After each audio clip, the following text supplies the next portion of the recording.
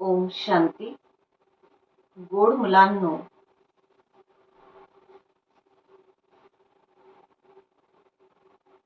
ओम शांती. आजची तारीख आहे 21/1/2026. आज बाबा म्हणतात, गोड मुलांनो, एक बाबांच्या आठवणीने तुम्हाला सुप्रीम बनायचं आहे. चुकून सुद्धा तुम्हाला दुसऱ्या कुणाची आठवण करायची नाहीये. प्रश्न आहे, बाबांकडून कोणती उम्मीद न ठेवता, कोणतीही कृपा न मागता आपल्याला स्वतः मेहनत करायची आहे. उत्तर आहे, हे जे जुनं शरीर आहे, या शरीराचा कर्मभोग आहे. दिवाळ निघतं, कधी आपण आजारी पडतो, तर बाबा म्हणतात की हा तुमचा कर्मांचा हिशोब आहे. कर्मांचा हिसाब किताब आहे. तर याच्यामध्ये आपण कोणतीही उम्मीद ठेवायची नाही की बाबांनी काही कृपा करावी. आपण आपल्या मेहनतीने याच्यावर विजय प्राप्त करायचा आहे. म्हणजे काय, तर योग बलाने आपण हिसाब किताब चुकतू करायचा आहे. बाबा म्हणतात, बाबांच्या आठवणीनेच आपलं आयुष्य सुद्धा वाढेल आणि आपला कर्मभोग सुद्धा चुकता होईल. बाबा जे प्राणांचेही प्राण आहेत, त्यांच्यावर इतकं प्रेम असेल तेवढं आपण त्यांची आठवण करू आणि आपलं कल्याण होत जाईल. ओम शांती. बेहदचे बाबा बच्चांना बसून आपल्याला समजावतात. बाबा म्हणतात, गोड मुलांनो, स्वतःला तुम्ही आत्मा समजून माझी आठवण करा आणि आपल्या घराची सुद्धा आठवण करा. त्यालाच म्हटलं जातं टावर ऑफ सायलेन्स, म्हणजे शांतीचं टावर आणि सुखाचं टावर. आपलं घर परमधाम म्हणजे शांतीधाम हे शांतीचं टावर आहे आणि सतयुग सुखधाम हे सुखाचं टावर आहे. तर बाबा म्हणतात, टावर खूप उंच असतं, तिथं तुम्हाला जाण्याचा पुरुषार्थ करायचा आहे. आणि उच्च ते उच्च टावर, शांतीचे टावर, तिथं तुम्ही कसे जाऊ शकतात, तर हे सांगण्यासाठी शांतीचं जे टावर आहे तिथे राहणारे बाबा या धर्तीवर येऊन आपल्याला समजावून सांगतात की त्या उच्च ते उच्च टावर मध्ये, शांतीधाम मध्ये आपण कसे जाऊ शकतो. मग बाबा म्हणतात,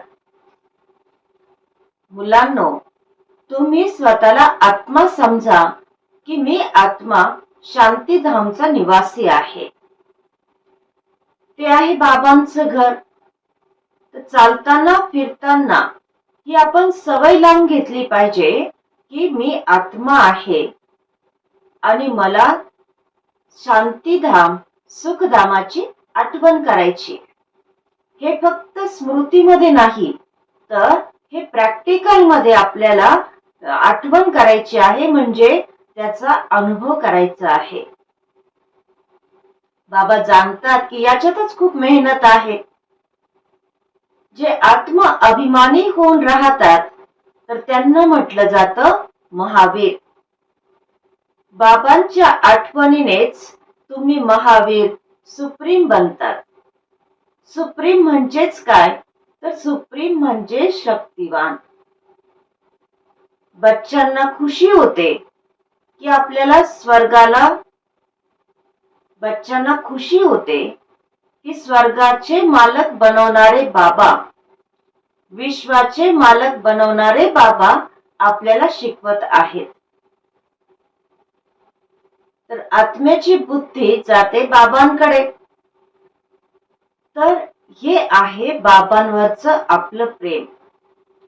तर बाबा म्हणतात की सकाळी सकाळी, म्हणजेच सवेरे सवेरे पहाटे उठून अमृत वेळेला उठून बाबांबरोबर खूप गोड गोड गोष्टी करायच्या आहेत, म्हणजे बोलायचं आहे. बाबांबरोबर बोलताना म्हणायचंय की बाबा, आम्ही कधी स्वप्नातही हा विचार केला नव्हता की आम्हाला स्वर्गाचं मालक बनता येईल का. पण बाबा, तुमची कमाल आहे की बाबा, तुम्ही आम्हाला स्वर्गाचं मालक बनवतात. तर बाबा, आम्ही तुमच्या श्रीमतावर तुम्ही जे शिकवण देतात त्याच्यावर जरूर चालू. कोणतंही पापकर्म आम्ही करणार नाही. बाबा जसे पुरुषार्थ करतात तर तसं मुलांना सुद्धा सांगतात. म्हणजे ब्रह्मा बाबा जसे पुरुषार्थ करायचे तर मुलांना सुद्धा सांगायचे. तर मुलं सुद्धा बाबांच्या सारखा पुरुषार्थ करायचे.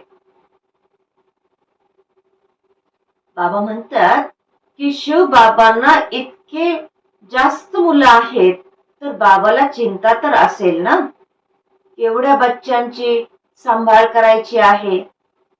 तर हा तुमचा सर्व ईश्वरीय परिवार बसलेला आहे आणि बाबा समोर येऊन आपल्याला शिकवतात.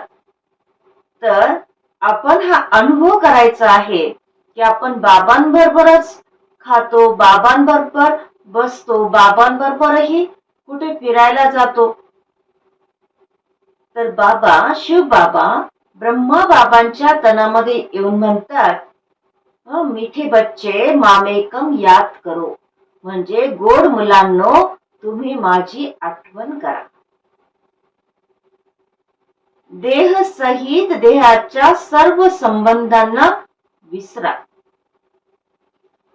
तर अशा अतिप्रिय बाबांबरोबर आपलं किती प्रेम असलं पाहिजे. बच्चांची ते किती निष्काम सेवा करतात. कुठलीही कामना शिवबाबा ठेवत नाही, निष्काम सेवा बच्चांची करतात. पतित शरीरामध्ये येऊन बच्चांना म्हणजे आपल्या मुलांना ते हिऱ्यासारखं बनवतात. तर किती गोड बाबा आहे. तर बाबांसारखंच आपल्याला सुद्धा गोड बनायचं आहे. किती बाबा निरंकारीने, बाबा आपल्याला किती निरंकारितेने सेवा करतात, आपल्याला शिकवतात. तर आपल्याला सुद्धा बाबांसारखंच निरंकारी बनून सेवा करायची आहे. शिवबाबा सुद्धा बच्चांना नमस्ते करतात, तर किती निरंकारी आहेत. आणि ब्रह्मा बाबा सुद्धा किती निरंकारी आहेत. तसंच आपल्याला बाप दादांच्या समान निरंकारी बनायचं आहे. बाबा म्हणतात की तुम्ही जाणतात की सतयुगामध्ये एक दोन सगळे एकमेकांवर खूप प्रेम करतात. जनावरांमध्ये सुद्धा खूप प्रेम असतं. अशी कोणतीही जनावर तिथे राहत नाहीत की जे प्रेमाने राहू शकत नाहीत. तर बाबा म्हणतात की तुम्हा मुलांना सुद्धा इथेच मास्टर प्रेमाचे सागर बनायचं आहे. तुम्ही बच्चे जाणतात की शिव बाबा आहे सुबह का साई. म्हणजे काय की जो रात्रीला दिवस बनवतो, म्हणजे रात्रीला पहाट बनवतो, त्याला म्हटलं जातं सुबह का साई. तर खरं साई म्हटलं जातं बेहदच्या बाबांना.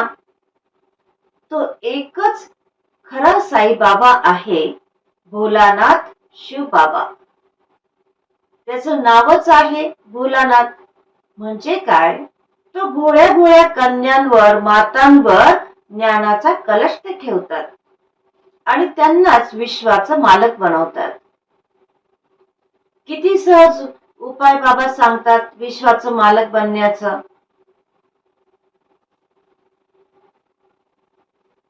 बाबा म्हणतात की माझी आठवण करा. बाबा सांगतात की तुम्ही मला चाट द्या, म्हणजे पोतामेल द्या की तुम्ही किती आठवण करतात. परंतु खरा खरा आपला चाट कोणी सांगत नाही. तर बाबा म्हणतात की अर्धा कल्प खोट्या दुनियेमध्ये राहिला आहात ना, तर जसा खोटेपणा तुमच्यामध्ये आतमध्ये मुरला गेला आहे आणि म्हणून आपण खरा चार्ट बाबांना देत नाहीत. बाबा म्हणतात की खरं पाहिलं तर सच्चा चार्ट म्हणजे खरा चार्ट आपला आपण बाबांना सांगितला पाहिजे. आपण चेक करायला पाहिजे स्वतःला की आपण पाऊण तास जर योगामध्ये बसलो तर किती वेळ आपण स्वतःला आत्मा समजून बाबांची आठवण केली. बाबा म्हणतात काहींना तर हे खरं सांगण्यामध्ये सुद्धा लाज वाटते आणि काही तर खरा चार्ट सांगतही असतील. तर बाबा म्हणतात की हा चार्ट मात्र लगेच सांगतील की आम्ही इतक्या जणांची सेवा केली, अशी सेवा केली, परंतु बाबांची आठवण किती केली हे मात्र खरं सांगत नाही. बाबांच्या आठवणीत न राहिल्यानेच आपला ज्ञानाचा तेग कुणाला लागत नाही. ज्ञानाची जी तलवार आहे तिला योगाची धार असली पाहिजे. परंतु जर आपण बाबांच्या आठवणीत राहिलो नाही तर ज्ञानाच्या तलवारीला धार सुद्धा लागत नाही.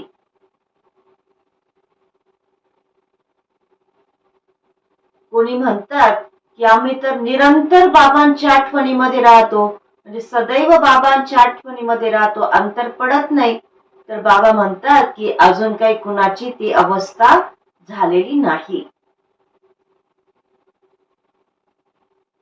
असे बरेच मुलं आहेत की जे घर गृहस्थ मध्ये राहतात, गृहस्थ व्यवहारामध्ये राहतात, नोकरी वगैरे पण करतात आणि उच्च पद प्राप्त करण्यासाठी श्रीमतावर चालत आपलं भविष्य सुद्धा जमा करत राहतात आणि बाबांकडून सल्लाही घेत राहतात. बाबांना विचारतात की बाबा पैसे आहेत तर ते कशी सफल करू. तर मग बाबा सांगतात, बाबा सल्ला देतात की जर पैसे असेल तर तुम्ही भले सेंटर खोला की ज्या सेंटर मधून अनेक आत्म्यांचं कल्याण होईल. मनुष्य दान पुण्य वगैरे करतात तर त्याचं फळ दुसऱ्या जन्मामध्ये त्यांना मिळत असतं. बाबा म्हणतात तुम्हाला सुद्धा भविष्यामध्ये 21 जन्मांसाठी राज्य भाग्य मिळतंय. तुमची ही नंबर 1 बँक आहे. जसं दुनियेमध्ये बँक आहेत तिथं जमा केलं की त्याचं व्याज मिळतं ना, तर त्याप्रमाणे बाबा म्हणतात की संगम युगामध्ये ही जी ईश्वरीय बँक आहे ही तुमची नंबर 1 बँक आहे की ज्या बँकेमध्ये 4 आणे जर जमा केले तर भविष्यामध्ये त्याचे 1000 बनतील. दगडापासून सोनं बनेल. तुमची प्रत्येक गोष्ट इथे सोन्याची बनेल. म्हणजे बघा की बाबा सांगतात की 4 आणे जर आपण टाकले, बाबाच्या यज्ञामध्ये लावले तर त्याचे 1000 मिळतील. मग समजा कुणी वस्तू दिली, कुणी धान्य दिलं, कुणी किराणा दिला, कुणी काय दिलं, तर म्हणजे बाबा सांगतात की त्यांचं सुद्धा भविष्य बनतं, जमाचं पुण्याचं खातं बनतं 21 जन्मांसाठी. म्हणून बाबा म्हणतात की तुमची प्रत्येक गोष्ट इथं पारस बनते. बाबा म्हणतात गोड मुलांनो, उच्च पद प्राप्त करायचं आहे तर मात पित्याला पूर्ण फॉलो करा, म्हणजे आचरणात आणा आणि आपल्या कर्मेंद्रियांवर कंट्रोल ठेवा. जर कर्मेंद्रिय आपल्या वशीभूत नसतील, आपली चालचलन ठीक नसेल तर उच्च पदापासून आपण वंचित होऊ शकतो. म्हणून आपली चालचलन आपल्याला सुधरवायची आहे आणि जास्त काही तमन्ना इच्छा ठेवायच्या नाहीत. बाबा म्हणतात सकाळी सकाळी उठल्यावरच पहिले शिव बाबांना गुड मॉर्निंग केली पाहिजे. सुप्रभात गुड मॉर्निंग म्हणजेच बाबांची आठवण केली तर आपण खूप खुशीमध्ये राहू. बट मुलांना आपल्या मनाला विचारलं पाहिजे की आपण सकाळी सकाळी म्हणजे पहाटे उठून किती बाबांची आठवण करतो. भक्तीमध्ये सुद्धा मनुष्य सकाळी उठतात ना भक्ती करण्यासाठी. तर बाबाही म्हणतात की सकाळी उठून अमृत वेळेला उठून बाबांना गुड मॉर्निंग करा. ज्ञानाचं चिंतन करत राहा तर खुशीचा पारा चढेल. बाबांना जर गुड मॉर्निंग केलं नाही तर पापांचा बोजा कसा उतरेल. गुड मॉर्निंग करणं म्हणजेच बाबांची आठवण करणं नाही का. आणि जर बाबांची आठवण केली नाही तर मग पापांचा जो बोजा आहे तो कसा उतरेल. म्हणून बाबा सांगतात की मुख्य आहे बाबांची आठवण. आणि या बाबांच्या आठवणीनेच तुमच्या भविष्यासाठी तुमची खूप भारी कमाई होत आहे. आणि ही कमाई फक्त आतापुरती नाही किंवा फक्त 21 जन्मांपुरती नाही तर बाबा सांगतात की कल्पांतरासाठी ही कमाई तुमची कामात येणार आहे. आणि म्हणून खूप धैर्याने गंभीरतेने आणि समजून घेऊन बाबांची आठवण केली पाहिजे. बाबा म्हणतात की चांगल्या रीतीने जर बाबांची आठवण केली तर ऑटोमॅटिक करंट मिळेल म्हणजे आपल्याला शक्ती मिळेल आणि आपण हेल्दी बनू म्हणजेच आपण निरोगी बनू. आणि बाबांकडून जी करंट म्हणजे शक्ती मिळते त्याच्यानेच आपलं आयुष्य सुद्धा वाढणार आहे. बाबांची आठवण केली तर बाबा सुद्धा आपल्याला सर्च लाईट देतात म्हणजे प्रकाश देतात की ज्याच्यातून आपल्याला खूप शक्ती मिळते. बाबा किती मोठा भारी खजाना तुम्हा बच्चांना देत आहेत.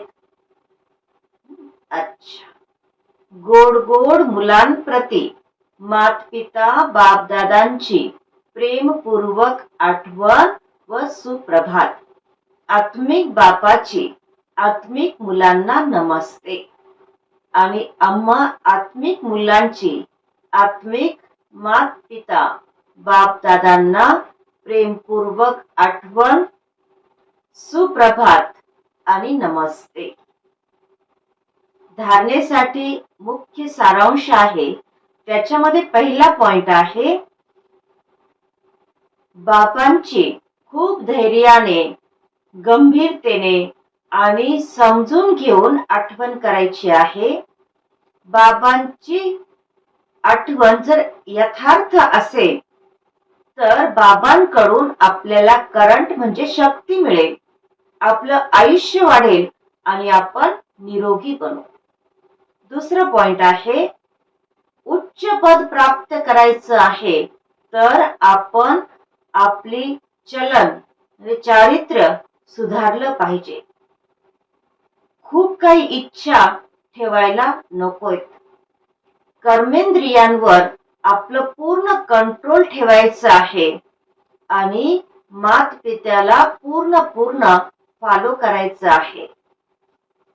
वरदान आहे फॉलो फादर आणि सी फादरच्या महामंत्राद्वारे एकरस स्थिती बनवणारे श्रेष्ठ पुरुषार्थी भव. फॉलो फादर आणि सी फादरच्या महामंत्राद्वारे एकरस स्थिती बनवणारे श्रेष्ठ पुरुषार्थी भव. बाबा विश्लेषण सांगतात सी फादर, फॉलो फादर या मंत्राने सदा चढत्या कलेला प्राप्त करत चालत राहा. म्हणजे काय बाबांना बघायचं आहे आणि बाबांच्या पावलावर पाऊल ठेवून आपल्याला चालत राहायचं आहे. तर आपण फक्त चालत नाही, उडत जाणार. म्हणजे काय, तर आपला पुरुषार्थ खूप तीव्र होईल. कधीही दुसऱ्यांना बघायचं नाही, कारण सर्व आत्मे आता पुरुषार्थी आहेत आणि पुरुषार्थींमध्ये चांगलेपणा पण आहे, तर काही कमी कमजोरी सुद्धा असतात. सगळे काही संपूर्ण नाही, संपन्न नाही. आणि म्हणून बाबा म्हणतात की फॉलो फादर, न की ब्रदर सिस्टर. म्हणजे बाबांना फॉलो करा, भाऊ बहिणींना फॉलो करू नका. तर जसं फादर एकरस आहे, म्हणजे ब्रह्मा बाबा जसे एकरस आहेत, तर तसं त्यांना फॉलो करणारे सुद्धा स्वतः एकरस बनतील. स्लोगन आहे, परचिंतनाच्या प्रभावामध्ये न येता शुभचिंतन करणारे शुभचिंतक मनी बना. परचिंतनाच्या प्रभावामध्ये न येता शुभचिंतन करणारे शुभचिंतक मनी बना. आणि आजचा अव्यक्त इशारा आहे,